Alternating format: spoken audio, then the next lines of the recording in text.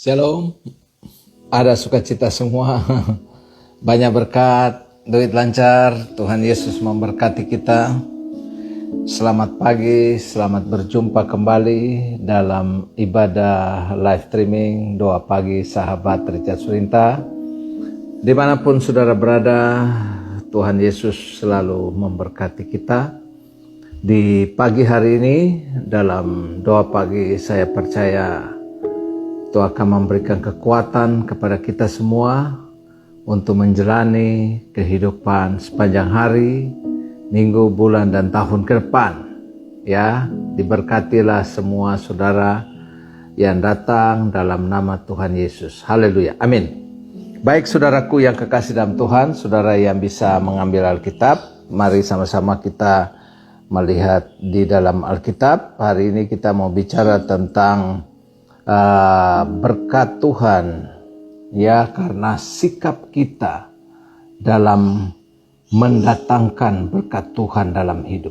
Ya, baik saudaraku yang kekasih dalam Tuhan, saudara yang bisa mengambil Alkitab, mari kita sama-sama melihatnya di dalam firman Tuhan. Saya membaca Amsal 24 ayat 30 sampai 34.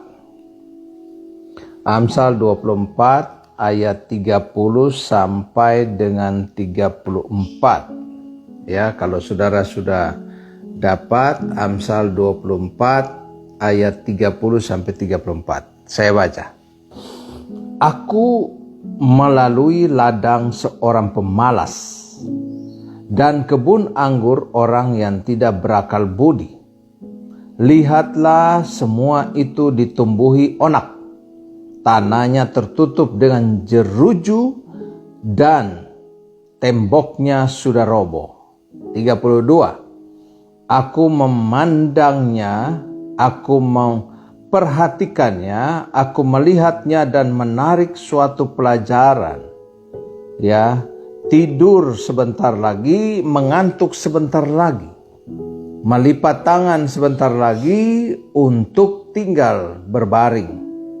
Maka datanglah kemiskinan, ya, seperti seorang penyerbu, dan kekurangan seperti orang yang bersenjata.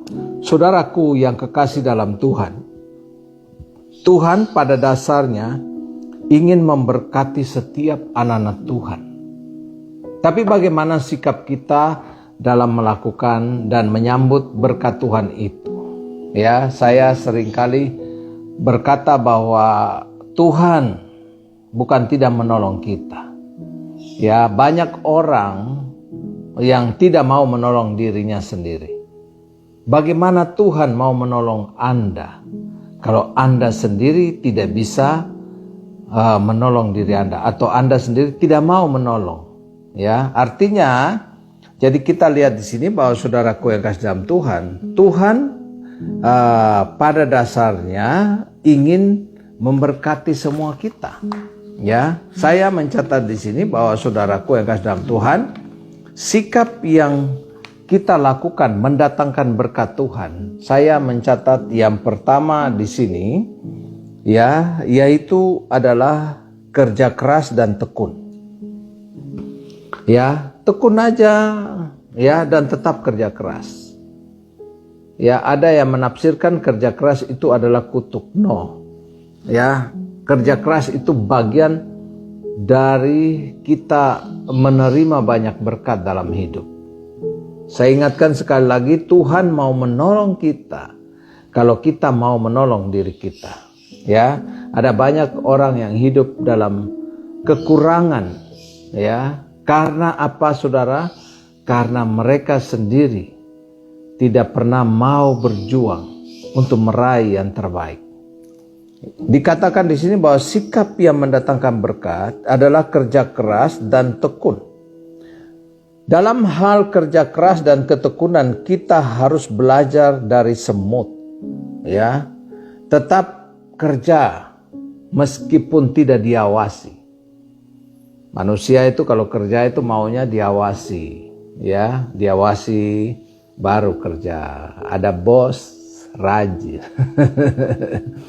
Ya, bos pergi main game, itu ngobrol dan sebagainya. Itu sebabnya saudaraku yang kasih dalam Tuhan, ya kita lihat sini bahwa belajar. Semut itu tidak ada pemimpin untuk mengawasi mereka, tapi mereka kerja terus. Ya, apalagi manfaatkan waktu secara maksimal. Ya, Alkitab berkata bahwa kerjalah semasa hari masih siang. Ya, semasa hari masih siang. Karena akan datang malam yang tidak bisa kita kerja lagi. Artinya apa? Di masa produktif, marilah kita kerja. Nanti akan ada masa non produktif, kita sudah tidak bisa bekerja lagi. Itu sebabnya saudaraku yang kasih dalam Tuhan, marilah 70-an atau 80% kita bertanggung jawab di masa tua kita. Jadi jangan berkata bahwa ini semua karena orang ini, karena anak, karena siapapun yang salah. Tidak.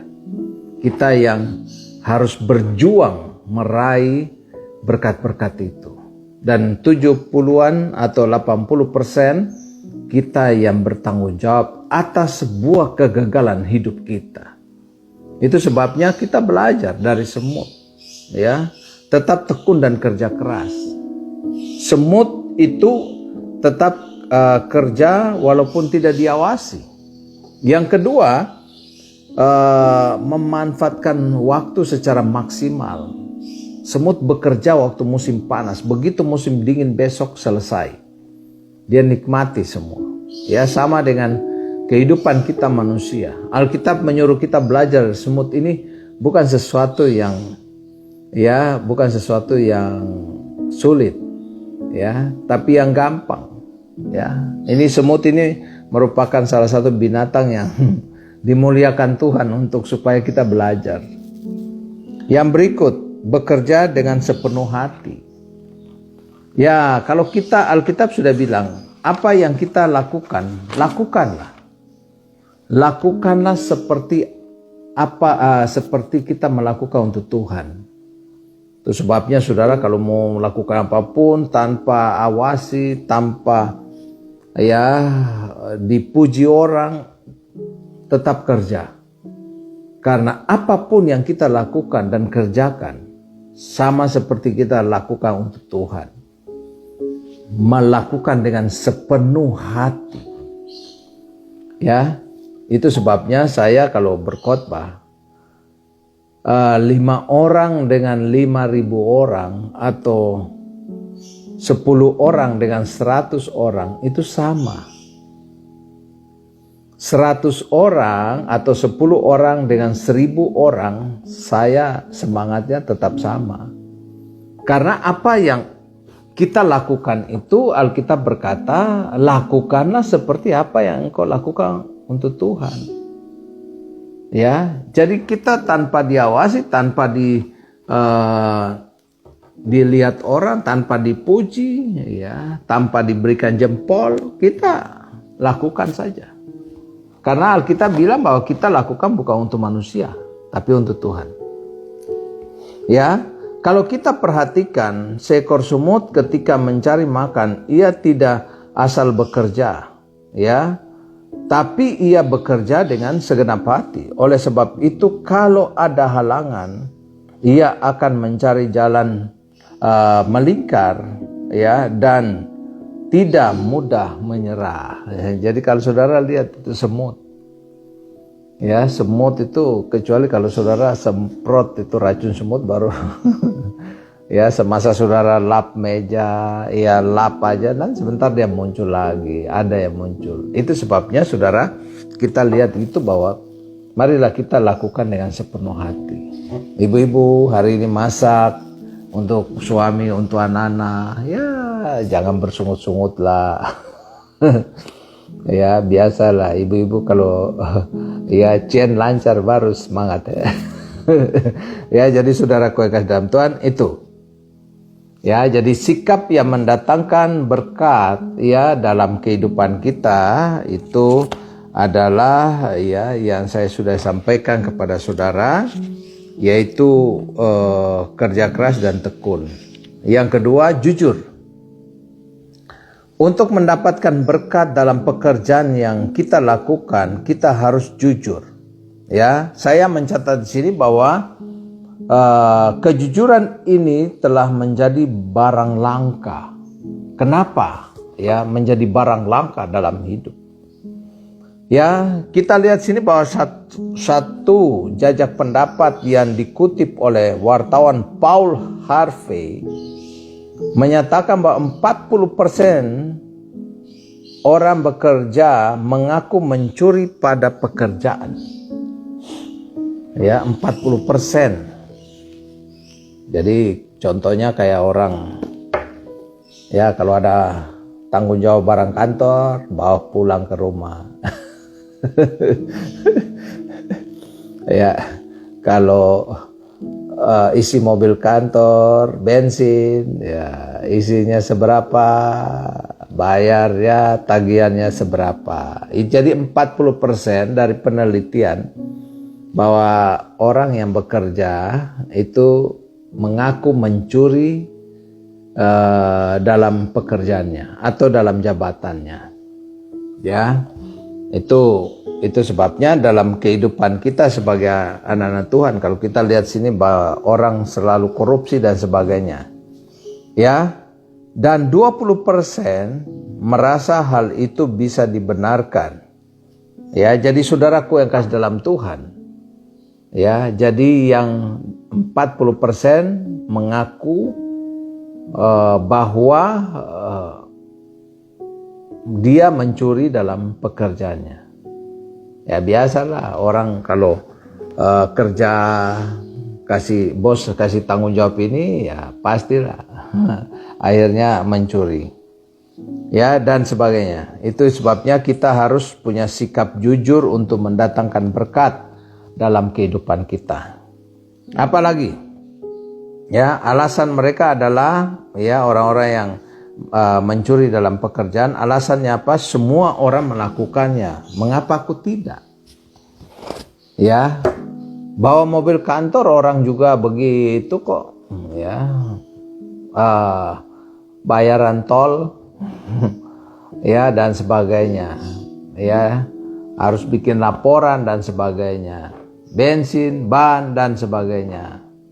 Atau mungkin ATK, alat dalam kantor, ya saudara ada yang mungkin bawa pulang dan sebagainya. Nah, bos bisa membelinya lagi. Oh, kalau aku ambil juga bos juga bisa. Ini mah, ya saya ingat ada orang korupsi di kantor juga. Ya negara ini udah kaya kok, banyak duit. Nah, itu sebabnya kita lihat banyak orang dengan jabatan apapun korupsi lah. Itu karena itu. Ya ini adalah hal kecil, tidak akan ada bedanya. Gue cuma ambil barang kecil kok gitu. Aku layak mendapatkannya, aku telah bekerja keras dan tidak pernah diakui. Oh, aku juga udah lama di kantor inilah, ya gue bawa pulang juga. Yang junior-juniornya diam aja. Itu sebabnya 40% orang yang bekerja mengaku mencuri atau mengambil barang dari tempat kerjanya. Itu sebabnya saudaraku yang kasih dalam Tuhan, kita lihat sini bahwa ternyata Alkitab berkata sikap jujur itu bisa mendatangkan berkat. Orang jujur tanpa Tuhan itu bisa diberkati, apalagi orang jujur dengan Yesus. Mantap. Ya, yang ketiga, sikap yang mendatangkan berkat adalah bertanggung jawab. Ya, saya mencatat sini bahwa sikap yang mendatangkan berkat adalah bertanggung jawab. Ya, bertanggung jawab artinya mau menyelesaikan apa yang harus diselesaikan, ya dengan hasil yang maksimal. Ya, itu. 3 ciri orang yang bertanggung jawab. Yang pertama, dapat dipercaya dan diandalkan. Ya, itu. Dapat dipercaya dan diandalkan. Firman Tuhan mengatakan bahwa hal kerajaan surga adalah sama seperti seorang tuan yang hendak berpergian dan memberikan kepada hamba-hambanya masing-masing 5, 2, dan 1 talenta menurut kesanggupan mereka. Ya, setiap kita paling sedikit memiliki 1 karunia dalam diri kita. Ya, bisa jadi itu merupakan sesuatu berkat, uang, atau apapun untuk kita pertanggungjawabkan. Ya, jadi kalau Tuhan memberikan kita satu kesempatan, marilah kita bertanggung jawab. Ya, dikatakan di sini saya mencatat bahwa ya dapat dipercaya dan diandalkan. Ini bertanggung jawab. Banyak orang yang bisa dipercaya, banyak orang yang dekat dengan pemimpin, tetapi tidak semua orang bisa dipercaya. Ya, itu sebabnya bertanggung jawab itu adalah sikap dipercaya. Yang kedua, orang yang bertanggung jawab itu mau berjalan extra mile, ya. Ya, artinya orang yang bertanggung jawab adalah mereka melakukan lebih daripada yang diminta. Ya, kalau ada orang yang kerja sampai jam 5, tapi karena pekerjaan belum selesai, dia kerja sampai jam 6. Ya, nggak perlu hitung lembur juga nggak apa-apa. Yang penting kerjaku selesai. Nah, ini yang Alkitab bilang, kalau engkau disuruh berjalan 1 mil, lakukanlah 2. Ya, itu. Nah, saya juga mencatat sini sikap bertanggung jawab selalu memberikan yang terbaik, excellent.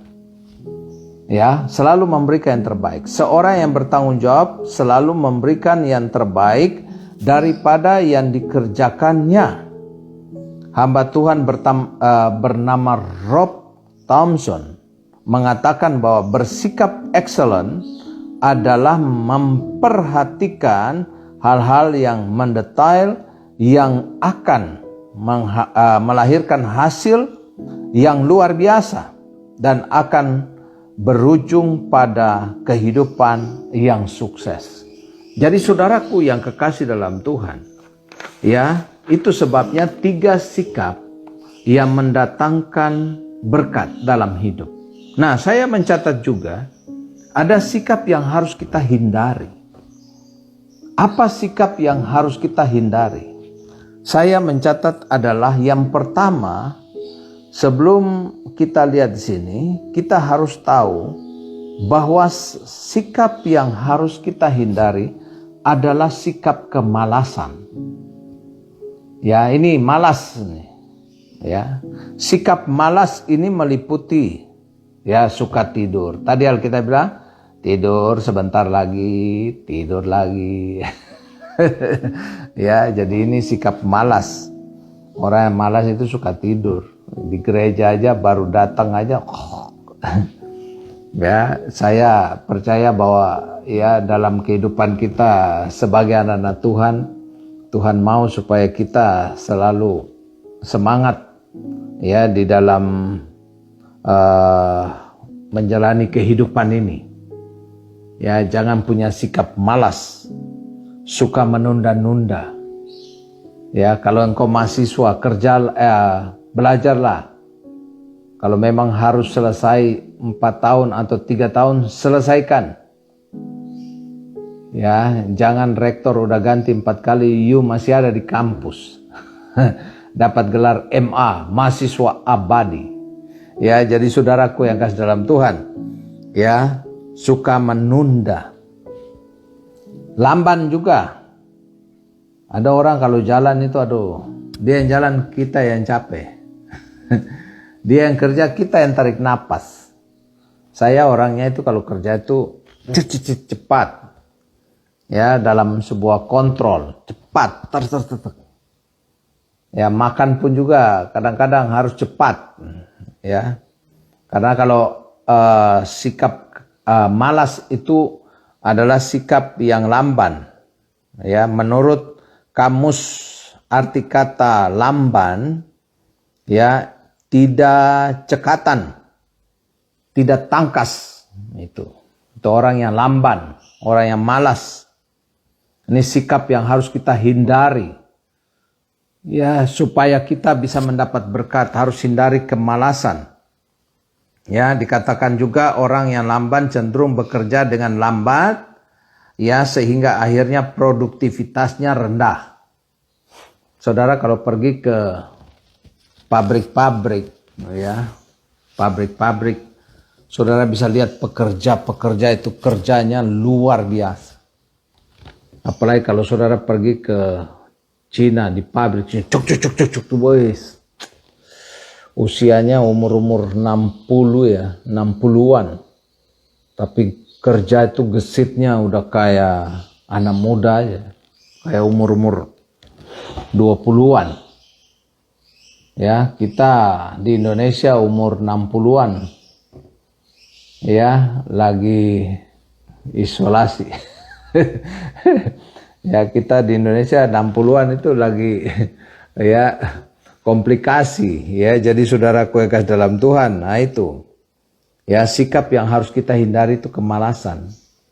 Yang berikut sikap yang kita harus hindari adalah berhenti.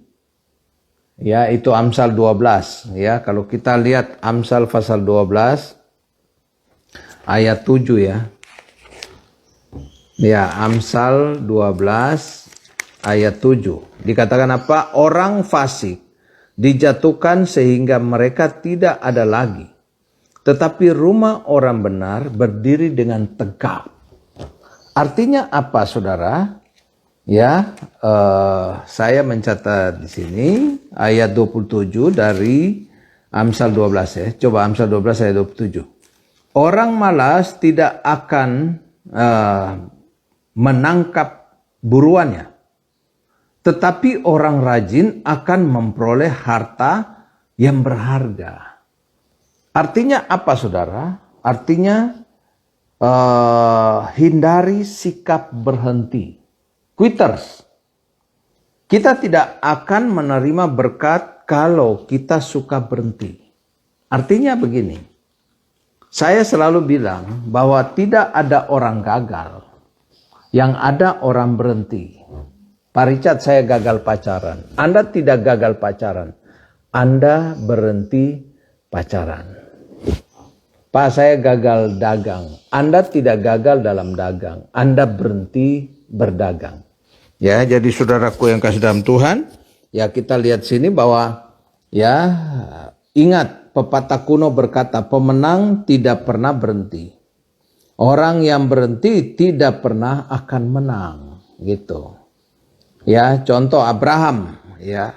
Kalau Abraham berhenti, ya berharap akan seorang anak, maka ia pasti tidak akan menerima anak, yaitu Ishak, ya. Jadi kalau dia punya sikap seperti itu sebabnya sikap berhenti. Ya, ada orang yang kadang-kadang kalau sudah ada masalah nggak mau berjuang lagi, mikir sebuah persoalan itu. Itu sebabnya jangan pernah berhenti. Yang ketiga, suka mencari alasan. Ya, suka mencari alasan. Ini sikap yang harus kita hindari. Ya, Amsal 22 kita baca ayat 13. Amsal 22 ayat 13. Ya, dikatakan apa? Si pemalas berkata, ada singa di luar. Aku akan dibunuh di tengah jalan. Artinya apa, saudaraku yang kasih dalam Tuhan? Ini orang yang suka mencari alasan. Ya, si pencari alasan. Ciri suka mencari alasan itu atas masalah yang dihadapi, ada saja alasan yang ditemukan ya atas kegagalan yang dihadapi. Ini orang-orang yang ada aja yang dia mau mencari alasan-alasan. Si pencari jalan keluar. Ya, tipe ini kalau menghadapi masalah ia ngotot untuk mencari jalan keluar. Ya, orang yang demikian akan diberkati Tuhan dan melihat sukses besar dalam hidup. Ya, jadi saudaraku yang kasih dalam Tuhan, saya mencatat sini ada 2 ekor katak yang sedang ingin menyeberang ya jalan. Yang satu ini kataknya penakut luar biasa. Ya, yang satu ini katak pemberani. Ya, tiba-tiba yang pemberani mau nyebrang, dibilang begini, jangan. Yang penakut, jangan. Nanti kamu akan ketabrak. Kita tunggu aja sampai sepi. Wah, nunggu. Tambah siang, tambah banyak itu mobil. Akhirnya yang pemberani bilang, kita harus cari jalan keluar. Ya, kalau ada mobil yang lambat kita lompat. Ternyata ada ini. Dia lompat, dikatakan bahwa saya mencatat sini, dia melihat ada yang lewat, yaitu dikatakan seekor kerbau, atau kita naik kendaraan yang lambat saja, kata yang berani ini. Ya, cara kita untuk menyeberang. Akhirnya tidak lama sebuah pedati, ya, yang lambat lewat, ditarik seekor kerbau. Ya, begitu dia lompat aja. Yang penakut bilang, jangan, nanti kita dibawa, kita nggak tahu lagi tempat di mana. Yang pemberani lompat di atas jerami-jerami. Ternyata dibawa ke tempat ladang yang luas. Akhirnya yang pemberani menikmati ladang yang luas. Yang penakut akhirnya di situ terus dan mati kelaparan. Dia tidak bisa lagi berbuat apa-apa. Ya, itu sebabnya saudaraku yang kasih dalam Tuhan, ya, sikap yang kita harus hindari adalah sikap malas dan juga sikap berhenti, malas melakukan apa-apa. Yang ketiga, suka mencari alasan. Yang keempat, pengeluh. Nah, ini ada orang yang bawahannya suka mengeluh, ya, seperti Israel yang keluar dari tanah Mesir, mengeluh terus. Si pengeluh memiliki ciri. Ya, ini ingat saudara, kalau saudara punya ciri begini adalah orang yang suka mengeluh. Yang pertama, egois. Ya, egosentris, ya, atau egoistis, ya, yang berpikir hanya kepentingan diri sendiri, egoistis. Ya, ini orang yang pengeluh ini. Ya, kayak bangsa Israel. Kami ini lapar, haus, mendingan kami ada di Mesir. Nah, ini egois. Ya, ini orang yang suka mengeluh itu egoistis. Ya, orang yang di rumah kalau mengeluh-mengeluh itu pasti tuh egois, nggak punya duit. Ya, yang kedua, cenderung menyalahkan lingkungan, ya, ketimbang dirinya sendiri. Nah, ini cenderung menyalahkan orang lain daripada diri sendiri. Bersifat pesimistis. Ya, ini orang yang pengeluh. Yang berikut, selalu merasa tidak puas tentang hidup dan kehidupan. Ya, kenapa ya gua harus hidup begini terus? Ya, dikatakan, aduh, teman gua punya bapak kaya, sedangkan bapak gua adalah miskin dan sebagainya. Ini selalu merasa tidak puas. Apalagi cenderung sering merengek pada rekan kerjanya, layaknya seorang anak kecil. Artinya merengek-rengek dan mengeluh, aduh, hidup kayak begini, tempat pekerjaanku begini amat sih. Ya, ini bos ini kok nggak perhatikan orang. Gitu. Itu sebabnya saudaraku yang kasih dalam Tuhan, ini adalah sikap-sikap yang harus kita hindari supaya kita bisa meraih banyak berkat Tuhan dalam hidup kita. Ya, saya mencatat sebagai kesimpulan, berkat Tuhan tidak datang dengan sendirinya. Ya, ingat, berkat Tuhan tidak datang dengan sendirinya, tapi ia memperhatikan bagaimana cara kita bekerja. Tuhan memperhatikan bagaimana cara kita bekerja dalam hidup kita, ya. Kalau kita tekun, jujur dan bertanggung jawab, maka ia akan memberkati apa yang kita lakukan dengan berlimpah-limpah. Amin. Kita berdoa, Bapa, dalam nama Yesus, firman yang kami dengar biar tertanam dalam hidup kami dan selalu memberikan kekuatan. Dalam nama Yesus, haleluya, amin. Saudara, saya percaya bahwa di pagi hari ini, ya, saudara selalu diberkati Tuhan. Haleluya. Prisliana, Tuhan berkati. Shalom, selamat bekerja.